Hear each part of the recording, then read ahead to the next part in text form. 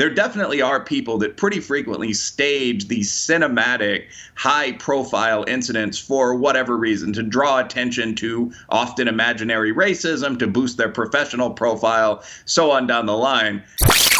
Yeah, I mean, so Jussie Smollett, first of all, has done a lot for my career. I actually sent him a signed copy of Hate Crime Hoax. In terms of what should happen to him, I don't disagree with you, Jason. Very often in these cases, what we see is sort of a light slap on the wrist. The charge would be something like filing a false police report. The sentence would be probation or community service. I personally feel that if you falsify a serious crime, like a sexual assault or a racial beating, you should get something close to the penalty that's associated with that crime. I mean, the Chicago Police Department spent something like $130,000 chasing down the imaginary attackers of this well-known black LGBT actor in the city. So, yeah, something across 6 counts, when you say something like a sentence of 6 months, that doesn't sound unreasonable. Wilfred, how prevalent, refresh our memory, I know you've written a book, but how prevalent, pervasive, how often are we seeing these hate crime hoaxes? Is it because it seems like once a month there is one that makes the news cycle. It seems pretty prevalent.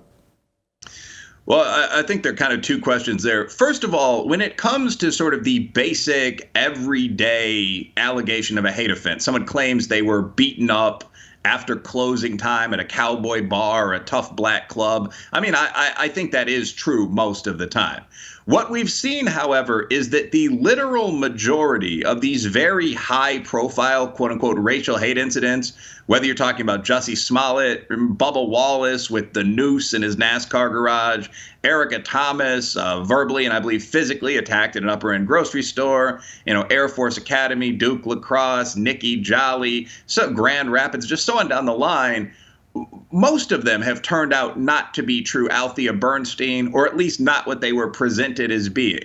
There definitely are people that pretty frequently stage these cinematic, high-profile incidents for whatever reason, to draw attention to often imaginary racism, to boost their professional profile, so on down the line. In terms of a hard number, putting together the book, Hate Crime Hoax, I was able to assemble a data set of 409 nationally or seriously regionally reported major cases that had been described as almost certainly due to hate, police report in the very large majority of the cases, that had then collapsed entirely.